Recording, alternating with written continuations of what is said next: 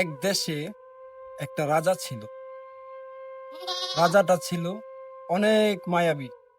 রাজাটার মন ছিল অনেক উদার।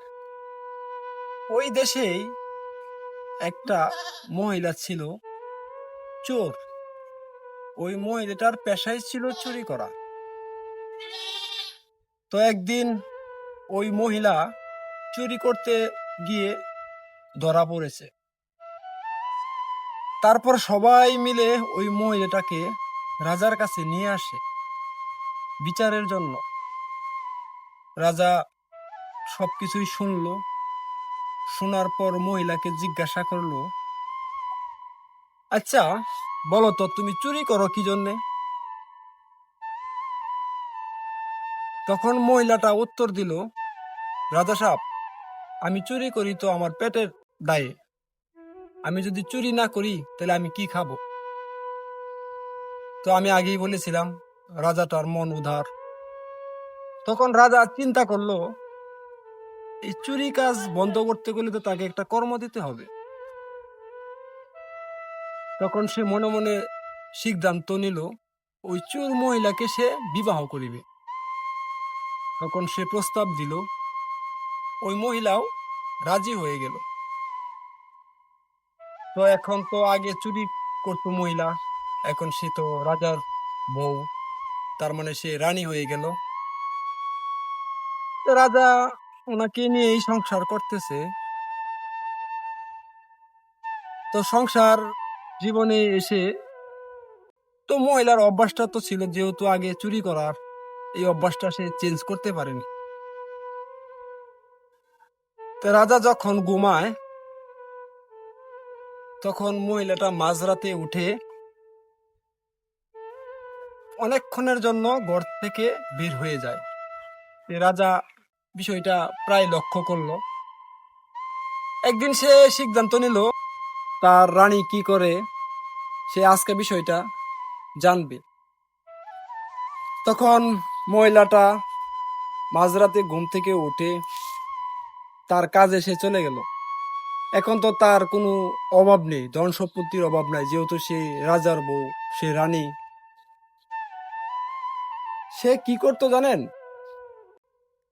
এই ঘরের জিনিসপত্র নিয়ে ওই ঘরে রাখতো, আর ওই ঘরের জিনিসপত্র নিয়ে ওই ঘরে রাখতো। সকালে উঠে অনেকেই দেখতো যে হাই হাই, এই ঘরে তো এটা নাই, ওই ঘরে ওইটা নাই, কিন্তু পাওয়া যেত, উলট পালট থাকতো আর কি। তো রাজা বিষয়টা দেখে কিছু বলে নাই, সে আবার এসে শুয়ে পড়লো। তো পরের দিন সকালে রানীকে জিজ্ঞাসা করলো, আমি তোমার বিষয়টা দেখছি, কিন্তু রহস্যটা কি আমাকে তুমি একটু খুলে বলো। রানী বলল, বিষয়টা যেহেতু আপনি দেখেই ফেলেছেন, তাহলে আমি আর আপনার সাথে মিথ্যা কথা বলবো না। সে তখন বলল, রাজা সাহেব দেখেন, আমি আগে যে চুরি করতাম আসলেও পেটের দায়ে চুরি করতাম না, মূলত এটা আমার অভ্যাস ছিল, এটা আমার নেশা ছিল। তো এখন তো আল্লাহর রহমতে আমার ধন সম্পত্তির কোনো অভাব নাই, কিন্তু আমার যে নেশা, যে আমার অভ্যাস, এটা তো আমি চেঞ্জ করতে পারি না। এজন্যই আমি কি করি, এই ঘরের জিনিসপত্রগুলা ওই ঘরে রাখি, আর ওই ঘরের জিনিসপত্রগুলা ওই ঘরে রাখি। আমি আমার কাজ চালিয়ে যাই, যেহেতু অনেক দিনের পুরানো অভ্যাস, আমি চেঞ্জ করতে পারি না। তখন রাজা বিষয়টা অনেকক্ষণ ভেবে বলল যে আসলেও মানুষের যে অভ্যাস, মানুষের যে নেশা, এটা পরিবর্তন হয় না। পরিবর্তন তখনই করতে পারে যে যে মনে করে যে আমি আজ থেকে এই জিনিসটা বাদ দিব, তখনই সে এটা পরিবর্তন করতে পারবে। তো সমাজ, আমি, আপনি, যে যে কথাই বলুক না কেন, সে আসলেও তার অভ্যাস, তার নেশা চেঞ্জ করবে না। আমার গল্পটা বলার উদ্দেশ্য এটাই,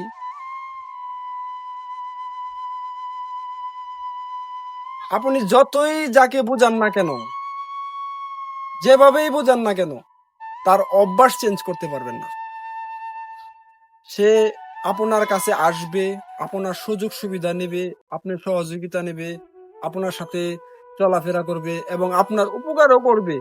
কিন্তু তার যে ওই পুরানো অভ্যাস, ওটা সে চেঞ্জ করতে পারবে না।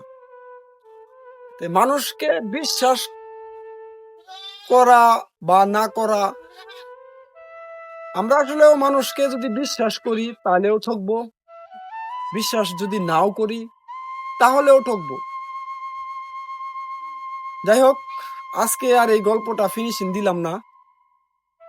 ইনশাল্লাহ আমি আগামীতে অবশ্যই আপনাদের এই গল্পের মূল কাহিনীটা বলবো। সবাই ভালো থাকবেন, সুস্থ থাকবেন, আর আমার জন্য একটু দোয়া করবেন। আল্লাহ হাফেজ। আসসালামু আলাইকুম।